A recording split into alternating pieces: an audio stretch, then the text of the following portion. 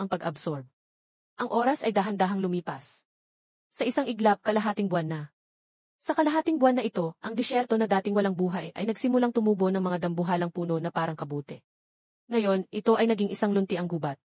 Ang mga bagay sa Misty Mountain na nagpapanggap na Australia ay patuloy na nangyayari. Walang nangahas na guluhin ang mutated tree. Sa panig ng tao, matapos ang pangyayari sa darkness, nagtawag sila ng pangalawang kumperensya.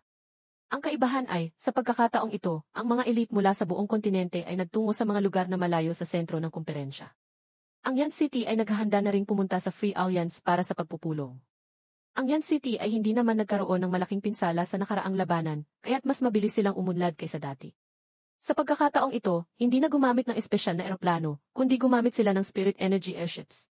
Ang Spirit Energy Airships, na pinagsamang Spirit Energy at teknolohiya, ay may sistema ng depensa na kayang ipagtanggol laban sa mutated beasts mula sa lahat ng panig. Lumitaw rin ang mga ito sa Yan City, kasama ang mga pamilyar na mukha. Sa harap ng grupo ng mga kinatawan, may isang tao na nagbigay ng bilin. Ang biyaheng ito sa Free Alliance ay para sa dalawang bagay. Una, usapan tungkol sa sitwasyon ng darkness at direksyon ng sangkatauhan. Pangalawa, usapan tungkol sa suporta at logistic para sa Australia. Mabilis na lumipat ang kamera sa taong naatasan, si Xiao King, sa anyo ni Ling Er. Ang tugon niya ay isang salita lang, naiintindihan po. Ngunit dahil siya ay paboritong anak ng Divine Tree, nakuha niya ang isang malapitang kuha ng kanyang mukha. Mula nang maghiwalay sila ni Ngu Didu, si Xiao King ay nanatili sa Yan City. Naglakbay sa buong mundo hanggang sa Europa. Ang Europa, isa sa multinational alliance continent, ang pinakamalakas nilang puwersa ay kasalukuyang nasa loob ng matayog na banal na templo na maihabang milya-milya. Nagtipon doon ang mga European superpowered individuals, walang tigil sa pagtalakay. World Conference. Nakaka-excite. Sa wakas makikilala ko na ang mga elite mula sa ibang bansa. Talagang sabik na sabik ako. Tumawa ang kasama niya, hindi ba't nakilala mo na sila noong kalaban natin ang darkness? Kasabay niyon, sa 10 Nations Alliance, o tinatawag ding 10 bansa na alyansa, ang atmosfera ay medyo maseryoso at formal.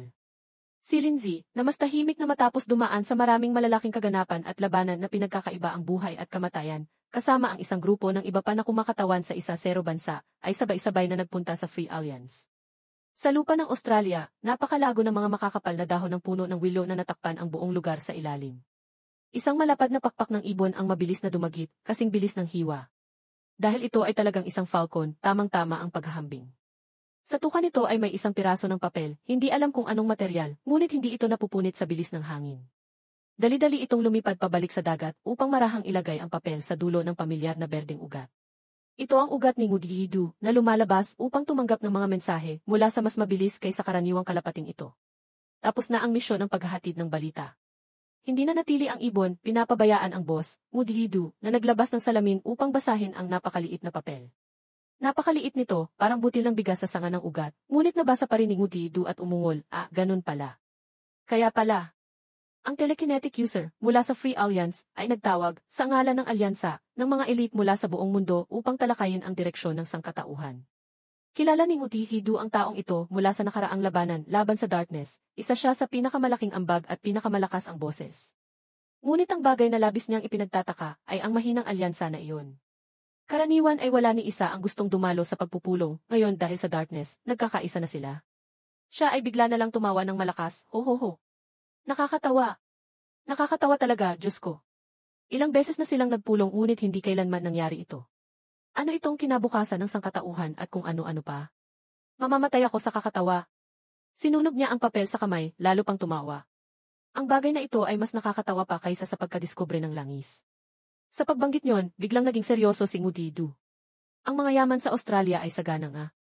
Isang spirit stone mine lang sa disyerto ang nagbigay ng hindi bababa sa 2 malaki at maliit na bundok ng ore na nakasalansan. Hindi lang darkness element ore, marami rin ang lightning spirit stone.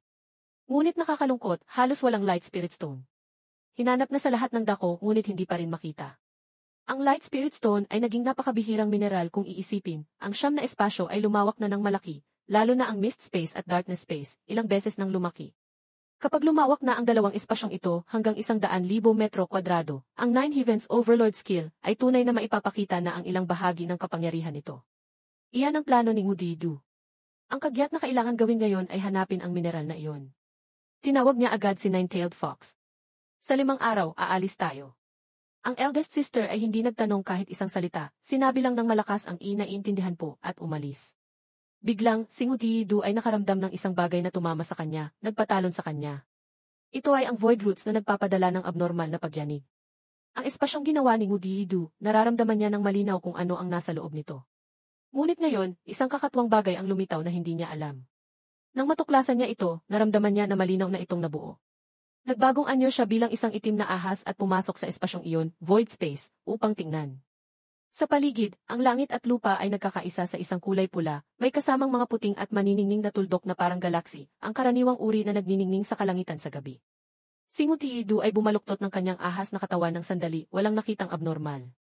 Ang mga mata ng ahas ay nagliliyab upang gamitin ang spirit energy bilang kapalit ng paningin. Hindi inaasahan, nakakita siya ng pagyanig sa kailaliman ng espasyo, at agad na bumaba doon upang hanapin ito. Mas nakakagulat, ang nakita niyang pinagmula ng pagyanig ay hindi isang nilalang, kundi isang kakatwang asul na globo na nakalutang sa isang espasyong may ibang kulay kaysa sa karaniwang kulay ng void.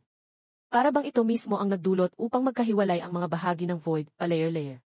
Ang ahas na si Ngudido ay umikot sa paligid ng bagay na iyon, umungol at sinisinghot ng mailabis na pagkausisa.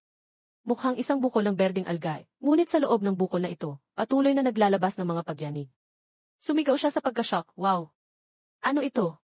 Isang planeta sa void. Ang void roots ay patuloy na sinusuri ang void sa lahat ng oras, walang tigil sa pagpasok mula sa isang aspeto patungo sa isa pa, ngunit ngayon lang, nang ganito nakalaki ang bagay, ito na diskubre.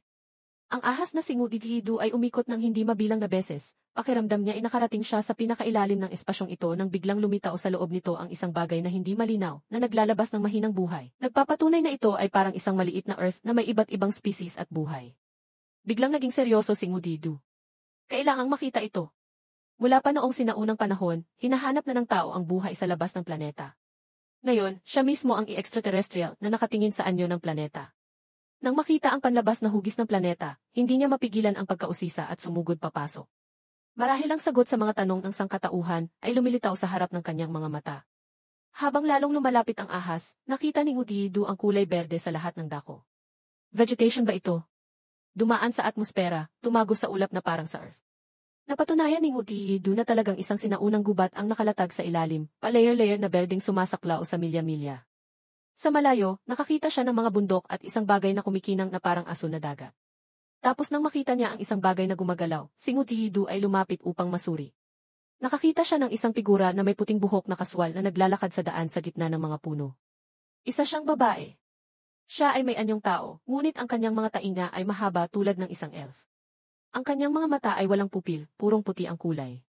Mula sa ibaba, ang kalangitan na ito ay mas maganda kaysa sa planeta na kanyang tinitirhan.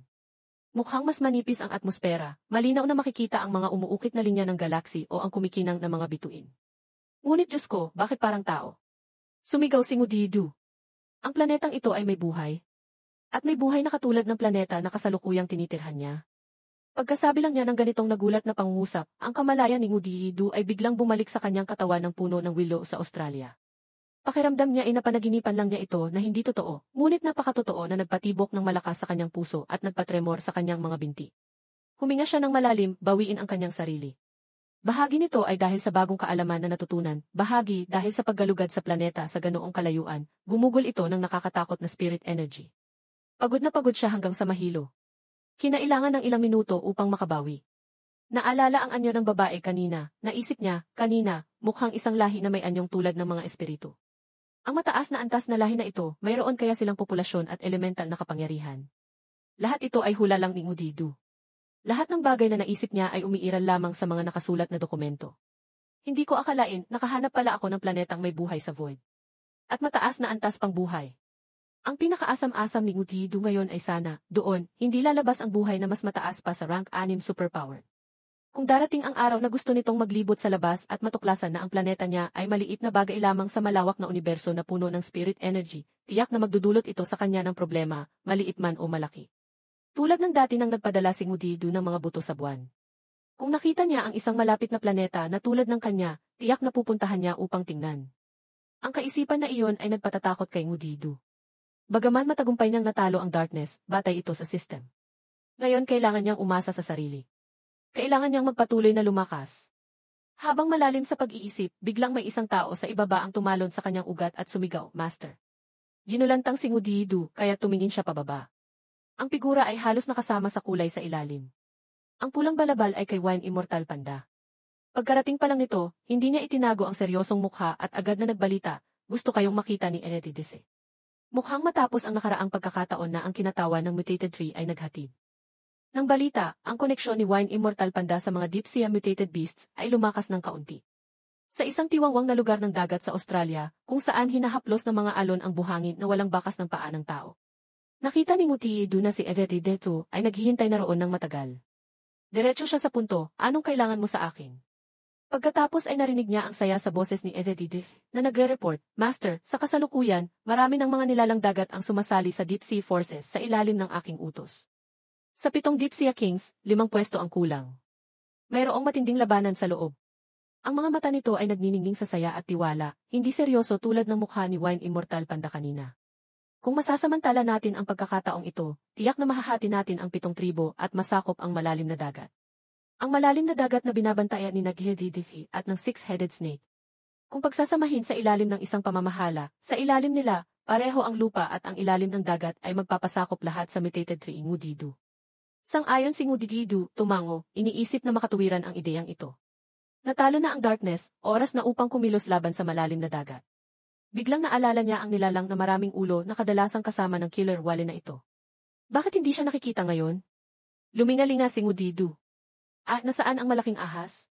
Sinong tumawag sa ahas na iyon? Nandito ang malaking ahas. Isang malaking alon ang biglang lumitaw sa ilalim ng paa ni Ngudidu. Sigurado na lalabas ang 6-headed snake. Gayunpaman, hindi masaya ang boss dahil naghintay pa ito tawagin. Hindi inaasahan, nang makita niya ito, umungol ito sa pagkasorpresa. Ang pangalang D6-headed snake ay kailangan na sigurong palitan ng E8-headed snake. Sa harap ni Ngutihidu ngayon ay 8 ganap na nabuong ulo ng ahas na nakatingin sa kanya ng may paggalang. Sabi ng system, ito ay isang mutated giant snake, rank 4 superpowered. Bloodline, incarnation of disaster sa mga alamat. Ang bloodline ng 8 ulong ahas ay maaaring mag-absorb ng negatibong emosyon, patuloy na lumalaki. Innate talent, ultimate fear. Bloodline awakening moment, ang ulo, pinuno, ay nagpapadala ng takot, maaaring kumagat at lumaki mula sa takot, nagpapagaling ng mga sugat. Espesyal na kakayahan, fatal toxin. Laso na lampas sa pagkaunawa ng tao, maaaring kalawangin ang lahat. Condensing fear, kapag ang 8 peres ng mata ay tumingin sa kalaban, ang takot ay labis na mapapalaki, ganap na sisirain ang mental defense ng kalaban. Mga kaliskis ng ahas, mga kaliskis na parang dragon scales, may nakakatakot na kakayahan sa depensa. Dugo ng ahas, may epekto ng pagiging mas baliw kapag mas nakikipaglaban. Kapag nasusunog ang bloodline, magiging berserk ito. 8 ulo na pala ang mayroon ka. Ang big boss, Ngudidu, ay tanging makapamamangha lang. Ngunit sa isipan ni Ngudidu, walang katapusan ang kanyang pagkasorpresa. Masyadong mabilis ang paglaki, lampas sa kanyang imahinasyon. Maaari pa itong magpatuloy na lumaki batay sa takot. Baka sa hinaharap, 2 pa ang tumubo, para maging 10 ulo. Sumitsit ito, nagre-report sa mutated tree, matapos ang digmaan laban sa darkness, pumasok ako sa level 4. Ginamit ko ang takot bilang pagkain. Kapag mas marami akong kinakain na takot, mas mabilis akong lumalaki. Hindi nakapagtataka na ang bilis ng pag-unlad nito ay mas mabilis kaysa sa ibang mutated beasts na kasama sa labanang iyon. Tumango si Ngudidu. Ngayon na umunlad ka na sa antas na ito, hindi mo na, kung gusto nang umalis ng tao, paano mo pa sila pipigilan? Ang Wine Immortal Panda ay nakatayo doon, nakatingin sa isa malaki at isa maliit na diretsyo na umalis. Ang tuwid na tindig ng kangaroo ay talagang nagpapaisip. Lubhang nasugatan, ngunit desididong umalis. Desididong lisanin ang sarili nilang lupa. Hindi siya, Wine Immortal Panda, pumigil. Ang personalidad na tulad ng kangaroo ay napakatigas. Ang ilang salita ay hindi makapagpapabago ng kanilang pananaw. Ang pangyayaring ito ay dinala at isinalaysay kay Big Boss, Ngudidu. Pagkatapos makinig, si Ngudidu ay malalim na nagbuntong hininga. Ay, ganito, masyadong tapat ay nakakabwisit din kung nagpakita lang sila ng kaunting pagkumbaba at nakipag-usap para makahanap ng pagkakataon na manatili. Matutuwa akong pag-isipan ito, sigurado. Sayang naman, nawala ang 2 potensya na tauhan. Pity. Si Ngudidu ay umuko sa screen ng system upang pag-isipan ang sitwasyon matapos ang makasaysayang digmaan. Sa pagkatalo sa darkness, nakatanggap siya ng kabuang 1,200,000,000 evolution points. Mula sa pagiging dukha, bigla siyang naging self-made billionaire. Sa pangkalahatan, kahit gaano kahirap, okay lang basta't mailaman ang bulsa. Mahirap paniwalaan, hanggang ngayon si Ngudidu ay hindi pa rin makapaniwala na siya ay naging mayaman. Ganito karaming points, parang nananaginip lang ako. Kung mayaman, gagastos ako tulad ng mayaman. Saksakan ko na rin ang bagong system para makita kung maayos ang takbo nito. Hello, 1, 2, 3, 4. System, gusto kong palakasin ang enerhiya sa pagkontrol ng hamog. Ang kanyang mga dambuhalang ugat ay umangat at agad niyang naramdaman na lumabo ang espasyo ng ilang bahagi. Agad na inilabas ang hamog. Sa totoo lang, hindi ito ginamit sa labanan laban sa darkness. Hindi rin malinaw kung bakit nagtanong si Ngudido sa system ayon. Posible bang gusto niyang takpan ng hamog ang buong Australia at gawin itong opisyal na Misty Continent? Sa pamamagitan ng system, malinaw para sa mutated tree, ang skill na ito ay may buong pangalan na Immortal Mist Beast, level 5. Paggamit sa Mist Space bilang medium, maaari itong magsilang ng malalakas na Mist Beast na immortal at hindi masisira. Oh, ito pala iyon. Agad itong sinubukan ni Ngudido. Unti-unti, nakita niya na ang kanyang mga ugat ay nakakagawa ng isang malaking bola ng hamog, tulad ng isang bola na puno ng hamog sa loob. Nagsimula siyang maunawaan kung ano ang Mist Space. Teka muna, hindi lang ito isang bola. Ito ay isang patag na ibabaw, o sa halip, isang bilog na portal na patungo sa ibang lugar. Nararamdaman din ni Ngudido ng malinaw na may ibang mga bagay sa loob nito. Nagulat siya. Nagbukas na naman ng bagong espasyo. Kung gayon, mayroon sigurong something sa loob. Tinitigan ito ni Ngudido at nakita niya ang isang agos ng hamog na may ibang kulay na umaagos palabas mula sa portal. Hindi ito manipis tulad ng karaniwan, kundi nagtipon na tulad ng ulap. Nagulat ka na, Lola? Habang hindi pa lubos na naunawaan ni Ngudido ang kakayahan ng bagay na ito, kusa itong naghubog sa anyo ng Australian kangaroo, puno ng mga kalamnan at detalyadong mga sanga at binti, maliban sa kulay na hindi niya kopyahin. Kailangang sabihin, ang hamog na ito ay nagmumodelo ng 70% na kahawig. Mas pinagmasdan pa ito ni Ngudido. Mas nagulat pa siya. Ang kumpol ng hamog na ito ay tinawag mula sa Mist Space, ngunit rank 3 superpowered reality lang ang lakas nito. Tulad ng hugis, kailangang aminin na mas pinong nabuo ito kaysa dati. Habang seryosong pinag-aaralan ang skill na ito, biglang lumitaw ang nakakabuwisit na white teacher, nakatawa tulad ng babaeng nakakita ng gwapong lalaki. Mukhang kahanga-hanga at matapang, ngunit ang resulta ay napakahina. Lahat ay dahil inabot nito ang paa at hinawakan ang dibdib ng Mist Kangaroo. Nakita na hindi ito kasing tigil ng akala niya. Kinatok siya ng boss ng ilang beses sa ulo hanggang sa maga at lumipad palayo na nakakaalam ng kanyang lugar. Nag-iiwan ng pamilyar na linya, lahat ay mamamatay. Kung titingnan ang pagbibiro nito tungkol sa lalaking may abs habang nagsasalita ng normal na Mandarin, ang nilalang na ito ay talagang kakaiba. Sinubukan ni Ngudido na ibalik ang kanyang sarili sa pinag-iisipan niya kanina. Nagpasya siyang pumasok sa Mist Space upang tingnan. Ito nga ang Mist Space.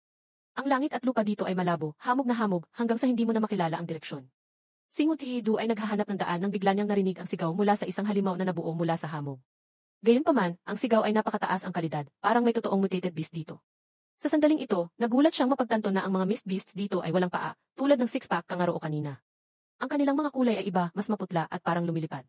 Sa totoo lang, mas kamukha sila ng mga kaluluwa. Mula sa ulo, makikita na bawat isa ay iba't ibang mutated beast, ngunit anuman ang lahi nila, wala silang paa. Lumulutang sa lahat ng dako. Ha? Ano itong tambak na ito? Biglang nanlaki ang mga mata ni Ngudido nang makita niya ang isang ahas na nakapulupot sa kanyang katawan, nakatingin sa kanya na puno ng pag-usisa. Talaga, hindi parehong uri. Bakit ka nakapasok dito? Ito ay ganap na lampas sa aking hula. Sa simula, naintindihan na ni Ngudido kung paano umunlad ang mga Mist Beasts dito, ngunit ang partikular na mekanismo ng lugar na ito ay patuloy na nagpapalaki ng kanyang mga mata.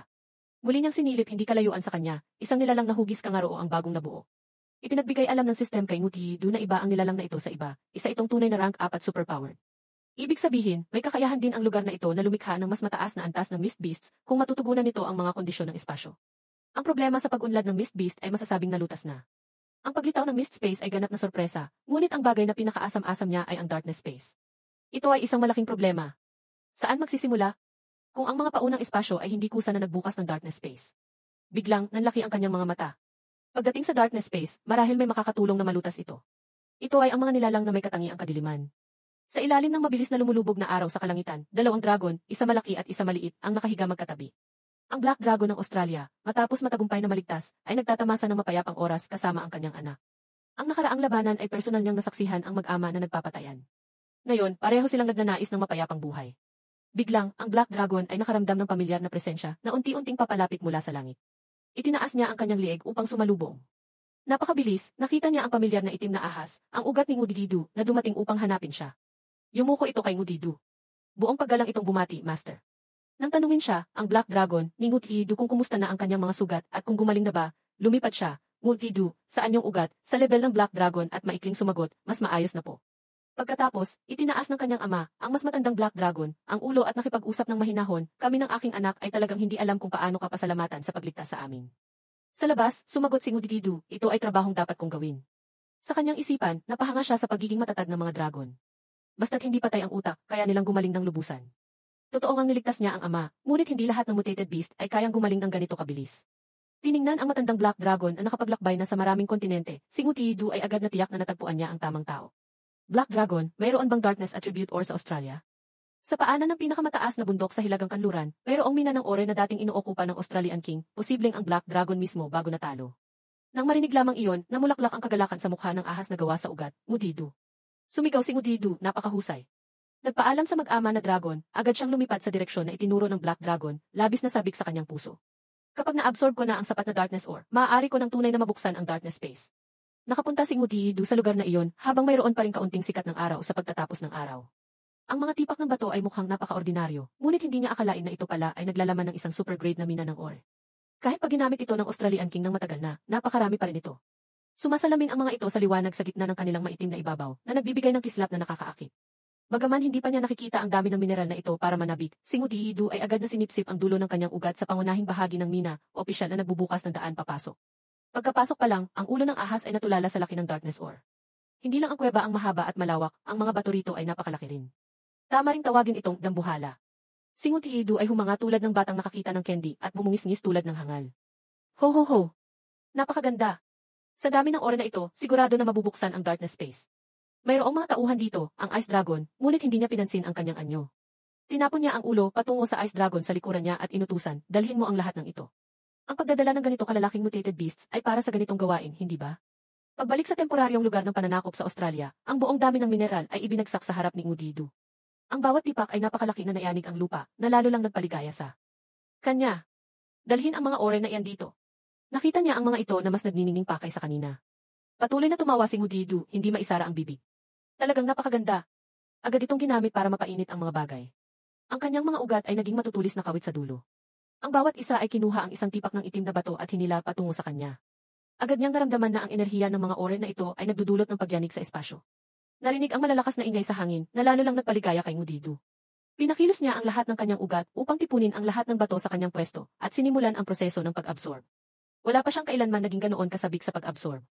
Si Ngudidu ay sinipsip ang lahat ng ito sa kanyang katawan, kasabay ng pagbubukas ng lahat ng kanyang mga gate portal sa kalangitan. Biglang lumitaw ang Berding Life Energy Portal, hindi kalayuan doon ay ang kulay asul, nakahanay sa tabi nito, bumubuo ng isang bilog. Mula sa kawalan, bigla niyang narinig ang parang pagkapunit ng espasyo. Biglang lumitaw ang kulay pula at itim na magkakahalo mula sa isang mahabang guhit na unti-unting naging isang buong bilog. Si Ngudidu ay nagtagumpay sa pagbubukas ng darkness space. Ang bagay na ito ay may kulay na malalim na pula tulad ng dugo, at sa paligid nito ay mayroong itim na hangganan na mukhang ibang-iba sa ibang mga espasyo. Nagdala rin ito ng isang tunay na madilim at nakakabigat na pakiramdam. Kaya, mayroon na si Ngudidu ng siyam na iba't ibang espasyo. At ayon sa advertisement ng system, ang kanyang Darkness Domain Divine Ability ay ang pakikinig sa tawag ng kadiliman, pagbaba ng kadiliman, paggawa sa 10-10 kilometro kwadrado sa paligid bilang teritoryo ng kadiliman, pagtanggal sa lahat ng pandama. Nakakatakot pakinggan. Kailangang subukan agad para mainit. Hindi na niya pinansin ang kanyang mga subordinates. Biglang umagos ang kadiliman mula sa espasyo na parang dambuhalang halimaw, na humahakbang sa lupa ng Australia. Saan man pumunta ang kadiliman, nagbigay daan ang liwanag. Tumingin sa itaas, puro itim na lang ang makikita. Ang mga white teachers, na marahil ay mapaglaro, ay nanlaki ang mga mata at bibig sa takot. Hindi pa nila nakita ang dilim na dumating ng mabilis at may ganitong kasidhi. Malapit doon ay ang trio ng Wild Boar, Golden Monkey, at ang Evil Hand, sumisigaw sa pagtutol. Sunset na, pero ano itong biglang naging ganito kadilim ang kalangitan? Ang darkness space ay may ilang puting tuldok na nakakalat na parang bituin sa gabi, ngunit maliit lang ang kanilang liwanag. Ang ingay na narinig habang lumalapit ito ay unti-unting nawala sa espasyo na natakpan ng kadiliman. Una ay ang paningin na hindi magamit, susunod ay ang tunog na kontrolado, at pagkatapos marahil ay ang amoy, lasa, at mga bakas ay hindi na rin matuklasan. Tiningnan ni Ngudidu ang notification panel at naging malalim ang pag-iisip. Ang kakayahang alisin ang lahat ng pandama? Ang kakayahang ito ay talagang hindi maliit. Tiningnan niya ang white teacher na nalilito at natataranta na parang binagsakan ng sako sa ulo, at natawa siya. Kahit isang rank 4 superpowered na white teacher ay maaaring mabulag na parang langaw na walang ulo, naghahanap ng direksyon ng nalilito. Okay, sapat na ang pagsubok. Unti-unting binawi ni Ngudidu ang kadiliman. Ang pag-deactivate ay simple lang, tulad ng pagkahagis at pagbawi ng kurtina. Muli siyang natawa habang tiningnan ang tumpok ng mga bato sa paligid niya. Nakabukas na agad ng kakaibang espasyo sa kaunting pag-absorb lang. Marami pa akong ore. Dahan-dahan lang ang pag-absorb. Ang oras ay dahan-dahang lumipas. Sa isang iglap, kalahating buwan na. Sa kalahating buwan na ito, ang disyerto na dating walang buhay ay nagsimulang tumubo ng mga dambuhalang puno na parang kabute. Ngayon, ito ay naging isang luntiang gubat. Ang mga bagay sa Misty Mountain na nagpapanggap na Australia ay patuloy na nangyayari. Walang nangahas na guluhin ang mutated tree. Sa panig ng tao, matapos ang pangyayari sa darkness, nagtawag sila ng pangalawang kumperensya. Ang kaibahan ay, sa pagkakataong ito, ang mga elite mula sa buong kontinente ay nagtungo sa mga lugar na malayo sa sentro ng kumperensya. Ang Yan City ay naghahanda na ring pumunta sa Free Alliance para sa pagpupulong. Ang Yan City ay hindi naman nagkaroon ng malaking pinsala sa nakaraang labanan, kaya't mas mabilis silang umunlad kaysa dati. Sa pagkakataong ito, hindi na gumamit ng espesyal na eroplano, kundi gumamit sila ng Spirit Energy Airships. Ang Spirit Energy Airships, na pinagsamang Spirit Energy at teknolohiya, ay may sistema ng depensa na kayang ipagtanggol laban sa mutated beasts mula sa lahat ng panig. Lumitaw rin ang mga ito sa Yan City, kasama ang mga pamilyar na mukha. Sa harap ng grupo ng mga kinatawan, may isang tao na nagbigay ng bilin. Ang biyaheng ito sa Free Alliance ay para sa dalawang bagay. Una, usapan tungkol sa sitwasyon ng darkness at direksyon ng sangkatauhan. Pangalawa, usapan tungkol sa suporta at logistic para sa Australia. Mabilis na lumipat ang kamera sa taong naatasan, si Xiao King, sa anyo ni Ling Er. Ang tugon niya ay isang salita lang, naiintindihan po. Ngunit dahil siya ay paboritong anak ng Divine Tree, nakuha niya ang isang malapitang kuha ng kanyang mukha. Mula nang maghiwalay sila ni Wu Tidu, si Xiao King ay nanatili sa Yan City. Naglakbay sa buong mundo hanggang sa Europa. Ang Europa, isa sa multinational alliance continent, ang pinakamalakas nilang puwersa ay kasalukuyang nasa loob ng matayog na banal na templo na maihabang milya-milya. Nagtipon doon ang mga European superpowered individuals, walang tigil sa pagtalakay. World Conference. Nakaka-excite. Sa wakas makikilala ko na ang mga elite mula sa ibang bansa. Talagang sabik na sabik ako. Tumawa ang kasama niya, hindi ba't nakilala mo na sila noong kalaban natin ang darkness? Kasabay niyon, sa 10 Nations Alliance, o tinatawag ding 10 bansa na alyansa, ang atmosfera ay medyo maseryoso at formal. Si Lindsay, na mas tahimik na matapos dumaan sa maraming malalaking kaganapan at labanan na pinagkakaiba ang buhay at kamatayan, kasama ang isang grupo ng iba pa na kumakatawan sa isa-0 bansa, ay sabay-sabay na nagpunta sa Free Alliance. Sa lupa ng Australia, napakalago ng mga makakapal na dahon ng puno ng willow na natakpan ang buong lugar sa ilalim. Isang malapad na pakpak ng ibon ang mabilis na dumagit, kasing bilis ng hiwa. Dahil ito ay talagang isang falcon, tamang-tama ang paghahambing. Sa tuka nito ay may isang piraso ng papel, hindi alam kung anong material, ngunit hindi ito napupunit sa bilis ng hangin. Dali-dali itong lumipad pabalik sa dagat upang marahang ilagay ang papel sa dulo ng pamilyar na berdeng ugat. Ito ang ugat ni Mudihidu na lumalabas upang tumanggap ng mga mensahe mula sa mas mabilis kaysa karaniwang kalapating ito. Tapos na ang misyon ng paghahatid ng balita. Hindi na natili ang ibon, pinapabayaan ang boss, Mudihidu, na naglabas ng salamin upang basahin ang napakaliit na papel. Napakaliit nito, parang butil ng bigas sa sanga ng ugat, ngunit nabasa pa rin ni Mudihidu at umungol, ganun pala. Kaya pala.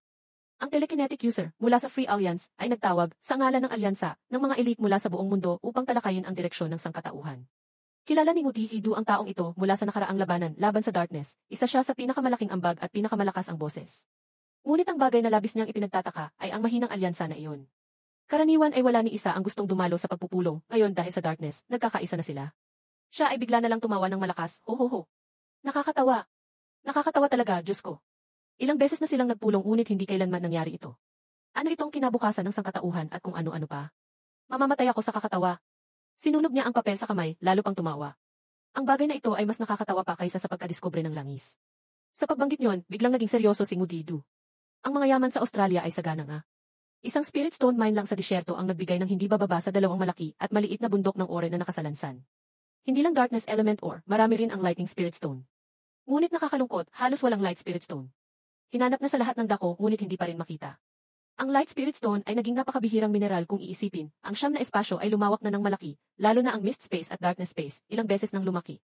Kapag lumawak na ang dalawang espasyong ito hanggang 100,000 metro kwadrado, ang Nine Heavens Underworld Overlord Power ay tunay na maipapakita na ang ilang bahagi ng kapangyarihan nito. Iyan ang plano ni Mudihidu. Ang kagyat na kailangan gawin ngayon ay hanapin ang mineral na iyon. Tinawag niya agad si Nine-Tailed Fox. Sa 5 araw, aalis tayo. Ang eldest sister ay hindi nagtanong kahit isang salita, sinabi lang ng malakas ang inaiintindihan po at umalis. Biglang, si Mudihidu ay nakaramdam ng isang bagay na tumama sa kanya, nagpatalon sa kanya. Ito ay ang void roots na nagpapadala ng abnormal na pagyanig. Ang espasyong ginawa ni Mudihidu, nararamdaman niya ng malinaw kung ano ang nasa loob nito. Ngunit ngayon, isang kakatwang bagay ang lumitaw na hindi niya alam. Nang matuklasan niya ito, naramdaman niya na malinaw na itong nabuo. Nagbagong anyo siya bilang isang itim na ahas at pumasok sa espasyong iyon, void space, upang tingnan. Sa paligid, ang langit at lupa ay nagkakaisa sa isang kulay pula, may kasamang mga puting at maniningning na tuldok na parang galaksi, ang karaniwang uri na nagniningning sa kalangitan sa gabi. Si Mudihidu ay bumaluktot ng kanyang ahas na katawan ng sandali, walang nakitang abnormal. Ang mga mata ng ahas ay nagliliyab upang gamitin ang spirit energy bilang kapalit ng paningin. Hindi inaasahan, nakakita siya ng pagyanig sa kailaliman ng espasyo, at agad na bumaba doon upang hanapin ito. Mas nakakagulat, ang nakita niyang pinagmulan ng pagyanig ay hindi isang nilalang, kundi isang kakatwang asul na globo na nakalutang sa isang espasyong may ibang kulay kaysa sa karaniwang kulay ng void. Para bang ito mismo ang nagdulot upang magkahiwalay ang mga bahagi ng void, pa-layer-layer. Ang ahas na si Mudihidu ay umikot sa paligid ng bagay na iyon, umuwol at sinisinghot ng mailabis na pagkausisa. Mukhang isang bukol ng berdeng algae, ngunit sa loob ng bukol na ito, patuloy na naglalabas ng mga pagyanig. Sumigaw siya sa pagka-shock, wow! Ano ito? Isang planeta sa void. Ang Void Root ay patuloy na sinusuri ang Void sa lahat ng oras, walang tigil sa pagpasok mula sa isang aspeto patungo sa isa pa, ngunit ngayon lang, nang ganito nakalaki ang bagay, ito na diskubre. Ang ahas na si Mugigido ay umikot ng hindi mabilang na beses, pakiramdam niya ay nakarating siya sa pinakailalim ng espasyong ito nang biglang lumitaw sa loob nito ang isang bagay na hindi malinaw, na naglalabas ng mahinang buhay. Nagpapatunay na ito ay parang isang maliit na Earth na may iba't ibang species at buhay. Biglang naging seryoso si Mugido. Kailangang makita ito. Mula pa noong sinaunang panahon, hinahanap na ng tao ang buhay sa labas ng planeta. Ngayon, siya mismo ang extraterrestrial na nakatingin sa anyo ng planeta. Nang makita ang panlabas na hugis ng planeta, hindi niya mapigilan ang pagkausisa at sumugod papasok. Marahil ang sagot sa mga tanong ng sangkatauhan ay lumilitaw sa harap ng kanyang mga mata. Habang lalong lumalapit ang ahas, nakita ni Mugido ang kulay berde sa lahat ng dako. Vegetation ba ito? Dumaan sa atmosfera, tumago sa ulap na parang sa Earth. Napatunayan ni Mugido na talagang isang sinaunang gubat ang nakalatag sa ilalim, pa-layer-layer na berdeng sumasaklaw sa milya-milya. Sa malayo, nakakita siya ng mga bundok at isang bagay na kumikinang na parang aso na dagat. Tapos nang makita niya ang isang bagay na gumagalaw, si Mugido ay lumapit upang masuri. Nakakita siya ng isang figura na may puting buhok na kaswal na naglalakad sa daan sa gitna ng mga puno. Isa siyang babae. Siya ay may anyong tao, ngunit ang kanyang mga tainga ay mahaba tulad ng isang elf. Ang kanyang mga mata ay walang pupil, purong puti ang kulay. Mula sa ibaba, ang kalangitan na ito ay mas maganda kaysa sa planeta na kanyang tinitirhan. Mukhang mas manipis ang atmosfera, malinaw na makikita ang mga umuukit na linya ng galaksi o ang kumikinang na mga bituin. Ngunit Diyos ko, bakit parang tao? Sumigaw si Mugido. Ang planetang ito ay may buhay. At may buhay na katulad ng planeta na kasalukuyang tinitirhan niya. Pagkasabi lang niya ng ganitong nagulat na pangungusap, ang kamalayan ni Mugido ay biglang bumalik sa kanyang katawan ng puno ng willow sa Australia.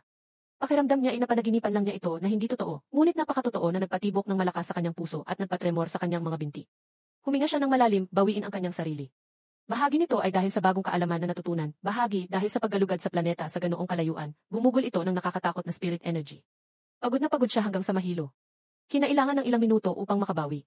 Naalala ang anyo ng babae kanina, naisip niya, kanina, mukhang isang lahi na may anyong tulad ng mga espiritu. Ang mataas na antas na lahi na ito, mayroon kaya silang populasyon at elemental na kapangyarihan. Lahat ito ay hula lang ni Mugido. Lahat ng bagay na naisip niya ay umiiral lamang sa mga nakasulat na dokumento. Seriously, didn't expect to find planet with life in void. At mataas na antas pang buhay. Ang pinakaasam-asam ni Mugido ngayon ay sana, doon, hindi lalabas ang buhay na mas mataas pa sa rank 6 superpower. Kung darating ang araw na gusto nitong maglibot sa labas at matuklasan na ang planeta niya ay maliit na bagay lamang sa malawak na universo na puno ng spirit energy, tiyak na magdudulot ito sa kanya ng problema, maliit man o malaki. Tulad ng dati nang nagpadala si Mugido ng mga buto sa buwan. Kung nakita niya ang isang malapit na planeta na tulad ng kanya, tiyak na pupuntahan niya upang tingnan. Ang kaisipan na iyon ay nagpatatakot kay Mugido. Bagaman matagumpay niyang natalo ang darkness, batay ito sa system. Ngayon kailangan niyang umasa sa sarili. Kailangan niyang magpatulong na lumakas. Habang malalim sa pag-iisip, biglang may isang tao sa ibaba ang tumalon sa kanyang ugat at sumigaw, Master.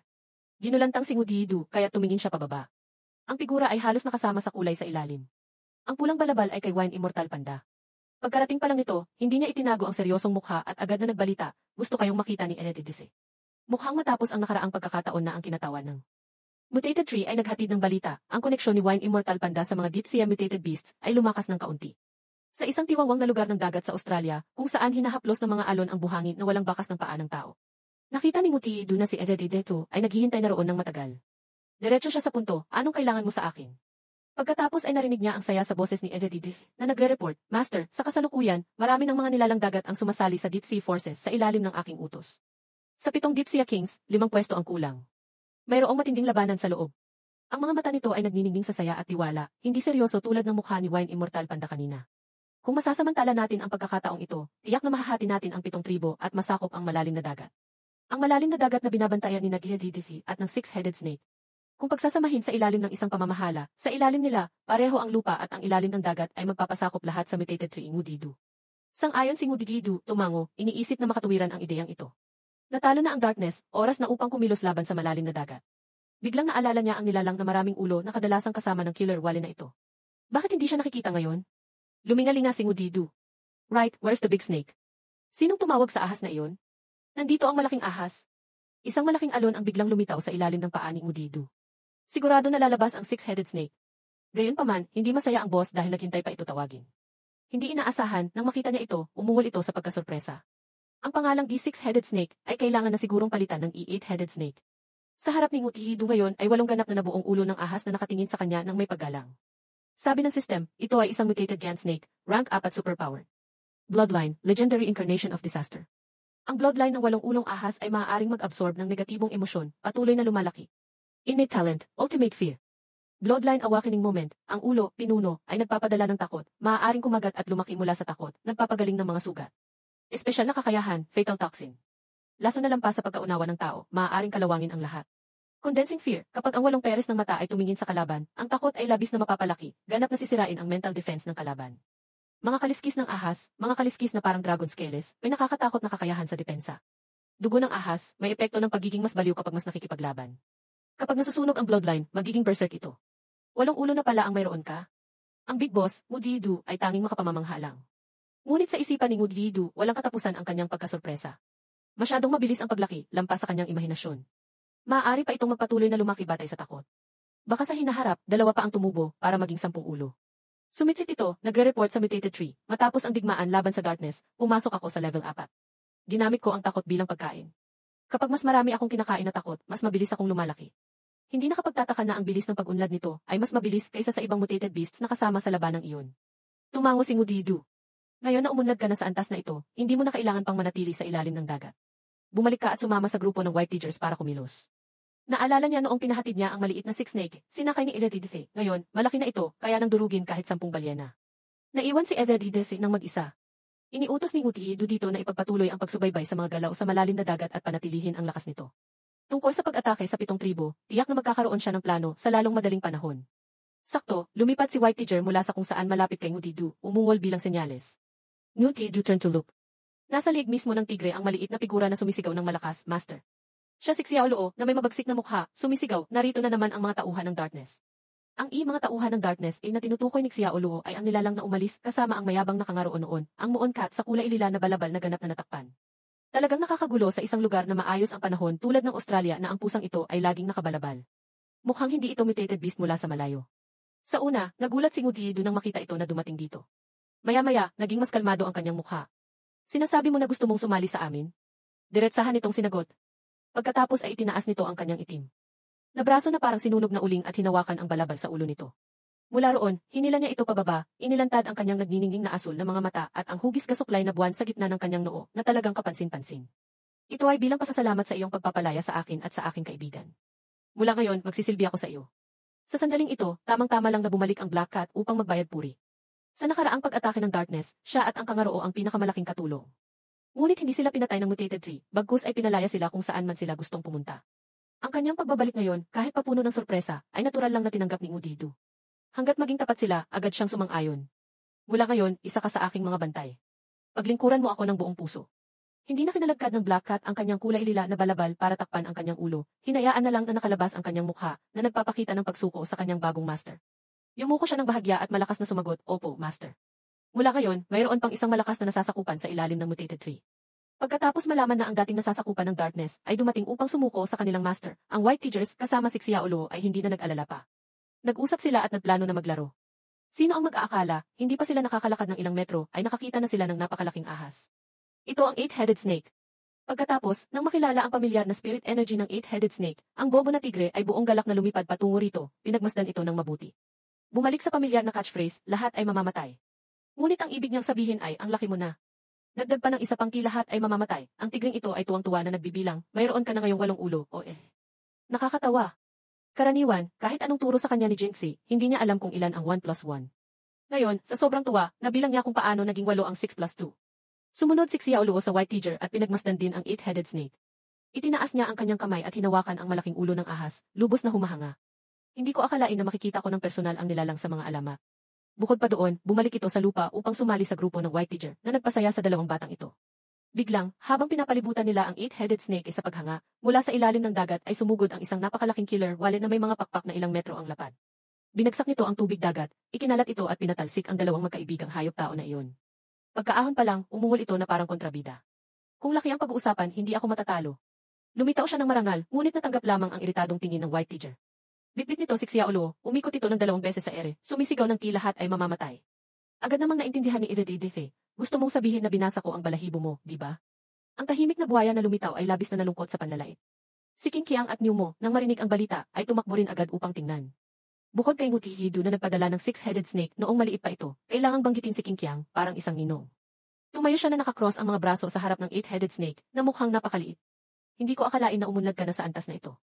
Ang ahas na ito ay kumakain ng takot ng iba upang lumaki, ngunit ang kaluluwa nito ay napakabait pa rin. Pagkakita sa mga kuya, tuwang-tuwa itong sumigaw, "Nyumo kuya." Kuya! Si Nyumo ay tumingin sa itaas ng puno ng emosyon.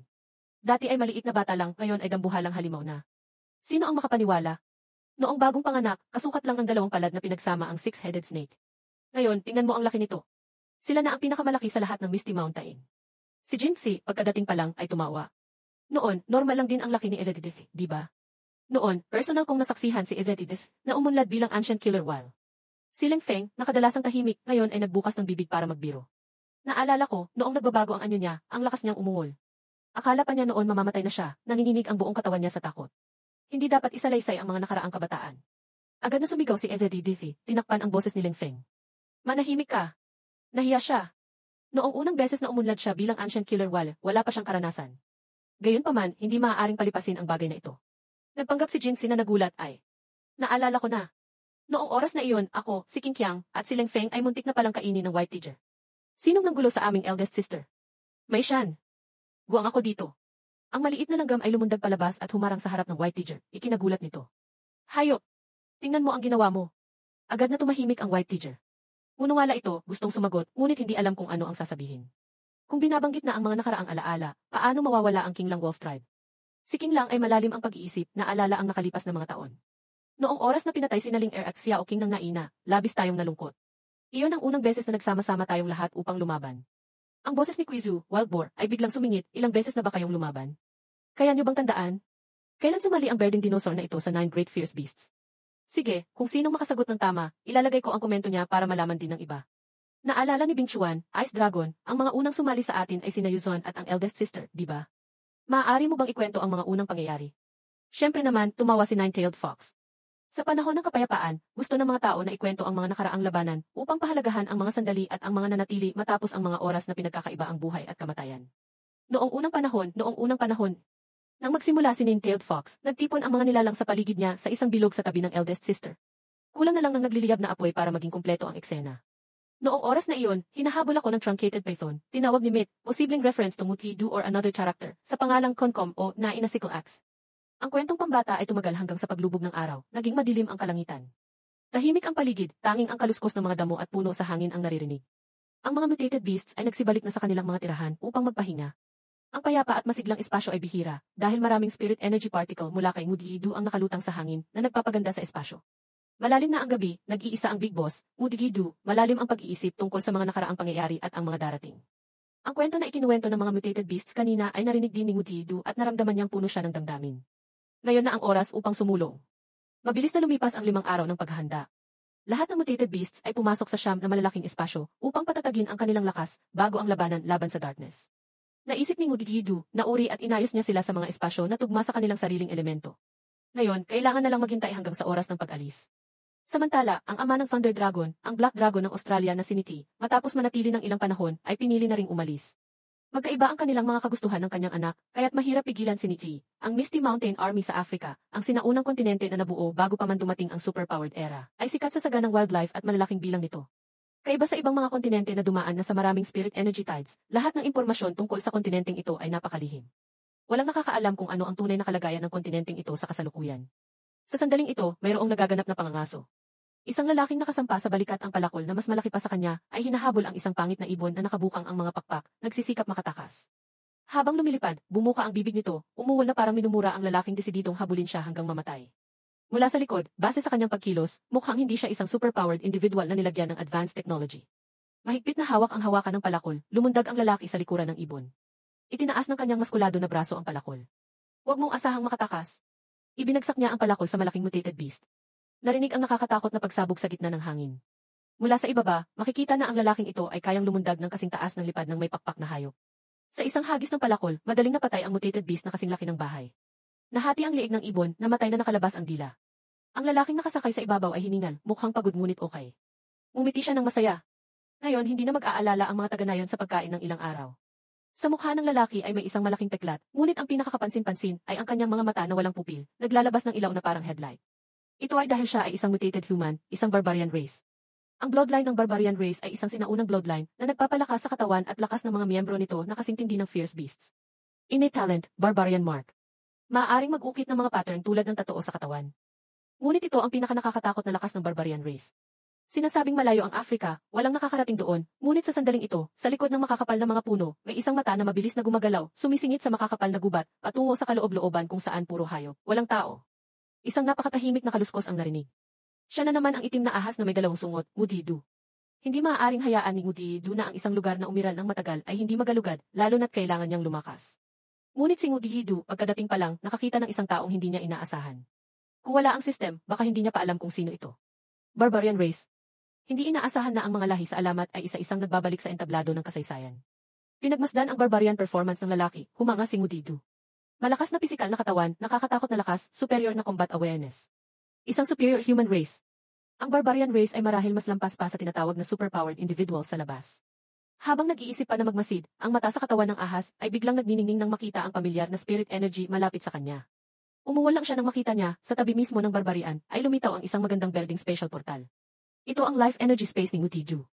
Lumitaw ito nang hindi alam ng barbarian, kaya't natakot ito at itinaas ang kanyang palakol. Sinikap niyang magpakatapang ngunit hindi maitago ang takot. Ano ito? Ito ay hindi lang ito ay sino din ang eight-headed snake. Pagkalabas pa lang sa special portal, isang ulo nito ay agad na sinagpang ang ibon na kararating pa lang hinuli ng lalaki. Ang dambuhalang laki ng ahas ay ikinagulat ng barbarian, tumalon ito palayo mula sa kanyang biktima ng mabilis. Gayunpaman, nang makita niya na ang kanyang biktima ay inagaw sa harap ng kanyang mga mata, ang pagkagulat sa kanyang mukha ay biglang nawala, naiwan ang isang mukha na galit. Ano yan? Hindi pa niya lubos na naintindihan, ang biktima ay biglang hinila ng isa pang ulo, nahati sa dalawa ang ibon. Ang dalawang bahagi ay pumasok sa bibig ng dalawang ulo ng ahas, na nagpapalaki sa mga ito. 8 ulo, 2 kalahating ibon lang, paano ito makakabuso? Nagliliyab ang mga mata ng eight-headed snake nang makita niya ang potensyal na biktima na hindi kalayuan sa kanya. Talaga, ang ahas ay ahas pa rin. Ang mga mata nito ay nagliliyab na may kabangisan, ibang-iba sa baby na nasa Misty Mountain. Ang eight-headed snake ay sinugod gamit ang dalawang ulo, ipinapakita ang pulang dila sa loob, na tinarget ang barbarian at sumugod. Sigurado na mamamatay ito kung masagpang siya. Tumalo ng lalaki, umilag agad, kaya't ang dalawang ulo ay sumagpang sa lupa. Bagaman nakatakas, napakabilis ng eight-headed snake. Hindi pa kasama ang 3 pares ng ulo na handa siyang habulin. Napilitan ng barbarian na iwan ang kanyang galit doon at tumakbo ng mabilis. Biglang lumitaw ang halimaw na ganito. Kung magpatuloy ako, mamamatay ako. Takbo. Habang nakatingin sa likuran, hindi napansin ng barbarian na naharang din siya sa harap. Isang berdeng liwanag ang biglang lumitaw sa harap ng kanyang mga mata. Ang anyo ng taong iyon ay hindi malinaw, tanging 5 daliri na nakaabot ang nakikita. Gayunpaman, alam agad ni Mit, referring to Mutudu, na tanging si Ibaylin Ho, Mother Spirit Flower, lang ang nagdedekorasyon ng lugar ng ganito. Gayunpaman, hindi niya alam kung bakit ginawa ito ni Linho. Ang kurtina ng liwanag ay nagpalabas ng ilaw. Nang tamaan ang barbarian, napatalsik siya sa likuran. Bukod pa doon, lumuwag ito at nag-iwan ng malabong bakas ng liwanag sa labas. Ang barbarian, na dati nang parang pipi at may puting mata, ngayon ay parang nawalan na ng malay. Si Wine Immortal Panda, nakasakay sa ulo ng ahas na mutated beast, pagkarating pa lang ay tumawa at pumuri, mahusay, Linho. Sa pagkakataong ito, hinangaan ka rin ng master. Tuwang-tuwa si Linho, tumawa ng gulat. Young lady, minsan ay napaka-useful mo rin. Ang plano na gamitin ang life energy space na ito ay tiyak na pinlano nilang magkasama, na nagpalawak sa pananaw ni Udidu. Matagumpay na nakontrol ang target. Tapos na ang trabaho ng 2 tibata na iyon. Tumingin siya pababa sa eldest sister at inutusan, Ning-tailed fox, ipaubaya ko siya sa iyo. Imbestigahan ang sitwasyon ng mga puwersa sa kontinenteng ito. Pinuri si Linho ni Wine Immortal Panda, kaya't dumikit siya sa pandang ito. Gwapo, pwede ba tayong mag-duet? Sumagot ito, okay, baby, sa susunod na buhay ha. Sinong nagsabing si Wine Immortal Panda ay mabait na lalaki? Malinaw na mayroon siyang maling relasyon sa napakaraming babae. Lahat sila ay patay na patay sa kanya, ngunit hindi niya sila pinapansin. Si Mudidu ay walang pakialam. Lumipat siya sa ibang lugar. Iiwan ko ang lugar na ito sa mga tauhan. Kailangan ko rin humanap ng lugar para magpahinga. Sa pagtatapos ng pangungusap, ang itim na ahas ay sumisid sa lupa, nag-iiwan ng isang napakalaking usok sa gitna ng kagubatan ng Afrika. Ang ugat na iyon, na naglakbay ng milyon-milyong milya, ay mabilis na binawi patungo sa katawan ng mutated tree sa Australia. Doon, ang paghila ng ugat ay nagpalabas din ng malalakas na ingay. Ang usok at alikabok ay lumutang. Dumaan sa paningin ni Mudidu. Bumalik na siya sa kanyang pinagtitirhan. Walang lugar na mas maganda kaysa sa bahay. Matapos ang trabaho, mabilis siyang bumalik. Pagkatapos mabuksan ang life energy space, ang fire element space ang sumunod. Pagka-appear pa lang, naramdaman na agad ang init. Mula rito ay lumabas ang mga fire element mutated beasts. Si Shan Guang, ang namumuno sa isang malaking pamilya ng langgam, kasama ang napakalaking mother spider na laging mukhang galing sa horror movie. Nasa ibabaw nila, handa na silang tumayo ng marangal sa hangin. Ang maliit na langgam ay malakas na nagdeklara, oras na para manghuli. Si Shan Guang ay lumitaw ng marangal tulad ng dati. Sa halip na background na kasama ng pulang balabal na kumakaway sa hangin, sa pagkakataong ito ang maliit na langgam ay nakaupo sa ulo ng isang malaking langgam na ang kulay ay malapit sa balabal, na lalong nagpapatingkad sa kulay dilaw na katawan ni Shan Guang. Umupo siya roon, nakatupi ang mga braso at binti, at nag-utos, go, go, go. Maghanap ng spirit stones. Agad namang sumunod ang grupo ng mga tigre. Ang bobo na tigring ito, bagaman hindi mataas ang kasanayan sa wika, ay laging malakas ang bibig. Pinamunuan nito ang iba at malakas na umungol, lahat ay mamamatay, na nagpapakita ng pagsang-ayon sa maliit na langgam. Sa likuran ay ang Black Tiger, kasama ang 500 niyang kasama mula sa tribo ng T-Lord of the Mountain, sabay-sabay silang umungol. Ang army ng mga minero ay kasama rin ang malaking kuya na si Eredidisi na nagpapatnubay. Ang mga mutated beasts mula sa mga Lach'an ay kadalasang nakikitang lumalaban mag-isa, ngunit sa likod nila ay mayroong isang buong puwersa mula sa mga lawa, ilog, at sapa na sumusunod sa kanilang mga utos at handang pumunta kahit saan. Buong tapang sa harap ng kanyang mga nasasakupan, maikling sinabi niya, manatiling malapit sa akin. Ang mga mutated beasts mula sa mga Lach'an ay hindi makasigaw ng malakas, tanging mahinang dumila bilang tugon, pagkatapos ay nagmartsa upang agad na magsimula ng trabaho. Matapos utusan ang kanyang mga nasasakupan, si Ngutihidu ay lumutang sa ere, upang pag-isipan ang mga susunod na hakbang, nang biglang may espasyo na bumukas sa harap niya. Mula sa anggulong ito, tila ang darkness space ang nagbubukas. Biglang, nanlaki ang kanyang mga mata nang maramdaman niya ang isang napakakakaibang agos ng spirit energy. Gayunpaman, hindi ito mapanganib. Ang kaisa-isang bagay ay, ang aura na ito ay biglang dumagsa ng malaki, na ikinagulat ng kaunti ni Ngudidu. Ilang segundo pa lang, nagulat siyang mapagtanto na hindi lang isang aura, kundi dalawa ang malinaw na lumilitaw sa ilalim ng lupa na ginagalugad ng mga ugat ng puno ng willow. Sa ilalim ng itim na lupa na hindi maarawan, naramdaman ni Ngudidu na may tumatawag sa kanya. Walang pag-aalinlangan, tumagos siya sa napakatigas na dingding ng lupa, at sumugod papasok sa kislap-kislap na lilang spirit stone mine na parang nagyaya. Ang itim na ahas ay pumulupot at tinitigan ang tipak ng bato sa tapat niya na naglalabas ng nagniningning na ilaw. Bagaman malalim na lila ang kulay nito, ito talaga ay isang earth spirit stone mine. Ang dalawang agos ng aura na kanyang naramdaman ay hindi masyadong malayo sa isa't isa. Matapos matagpuan ang earth spirit stone, ang natitirang ahas, ugat, ni Ngutihidu ay mabilis na natuklasan ang isang spirit stone mine na may kulay na malalim na pula at kislap-kislap. Hindi na nag-aalinlangan pa, ang isa pa ay ang fire spirit stone mine. Masyadong swerte ngayong beses. Ginagalugad lang niya ang katotohanan sa ilalim ng lupa, ngunit nakatuklas si Ngudihidu ng dalawang spirit stone mines ng sabay-sabay. Karaniwan, mahirap makahanap ng isang mina, parang langit. Ngayon, nakahanap siya ng 2 mina ng ganito kasimple. Talagang hindi ako nagkamali ng pinuntahan. At hindi na kailangan ng iba na makisaya sa kanya. Si Ngutihidu ay tumawa ng malakas sa ilalim ng kalangitan na nilubog ng gintong kulay ng paglubog ng araw. Ang puno ng willow ay gumalaw ang buong katawan, pati ang mga dahon at baging nito sa itaas, na nagpapakita kung gaano siya kasaya sa bagay na ito lang. Hindi malinaw kung naaalala pa ni Ngudihidu na nakaugat siya sa malayo sa Afrika. Ang tawa at agos ng kanyang spirit energy ay kumalat sa lahat ng direksyon. Mabilis itong nakahikayat ng mga tribo na hindi kalayuan. Lumabas sila mula sa kanilang mga lugar, nakatingin sa kanya ng may pag-iingat. Ang spirit energy na nanggaling sa malayo. Parang isang puno. Ang kagyat na bagay ay napakalaki na pati ang pinuno ng tribo ay inimbitahan na lumabas. Ang matandang lalaking may puting buhok at puting balbas ay kinuha ang kanyang trumpet. Pagkalabas pa lang sa pintuan ng tolda, natuklasan niya na totoo ang sinabi ng kanyang nasasakupan. Dahil, sa karaniwang paningin, mula sa likuran niya ay makikita niya ang isang malaki, dambuhalang puno na sumulpot ng napakalinaw pagkatapos lamang ng isang gabi. Alam nilang ito ay isang mutated tree, ngunit ang puno na iyon ay napakalaki na rin. Anumang superpowered individual ay kayang maramdaman ang spirit energy mula sa malayo. Napansin nila na ang puno ay patuloy na naglalabas ng mahinahon na spirit energy, kaya't medyo napanatag sila. Gayunpaman, ang biglaang paglitaw pagkatapos lamang ng isang gabi ay nagdulot ng pagkalito sa mga tribo sa Afrika. Biglang, isang taong nakatakip ang ulo ng pulang tela ay mahinang nagbalita sa pinuno ng tribo. Mukhang katulad ito ng demonic tree mula sa Huaxia Alliance doon. Sa boses niya, mayroon pa ring bahid ng pagdududa. Hindi kaya siya talaga iyon? Ang pinuno ng tribo ay tinitigan ang dambuhalang puno, hindi makapigil. Bagaman matanda na siya at bawat salitang binibigkas ay nagpapagalaw sa kanyang puting balbas, mayroon siyang napakatalas na mga mata. Ang demonic tree mula sa Huaxia Alliance ay sikat sa buong mundo, alam ng lahat. Ngunit dapat siya ay nasa Europa. Hindi siya biglang lilitaw dito. Hindi tayo maaaring umupo dito at maghintay pa siyang lumaki. Ang teritoryo ng Afrika na ito ay kailangang bantayan ng mabuti ang bawat galaw ng mga nanggugulo. Nagniningning ang kanyang desididong mga mata at inutusan niya ang kanyang mga nasasakupan, pumunta kayo doon at tingnan. Malalaman agad natin. Sa una ay nag-aatubili sila, ngunit nang makasakay na sila sa mga mutated beasts na pinasakop nila, ang mga taga-Afrika ay naging mas mabangis kaysa dati. Kung hindi siya iyon, putulin natin ang puno na iyan para gawing troso.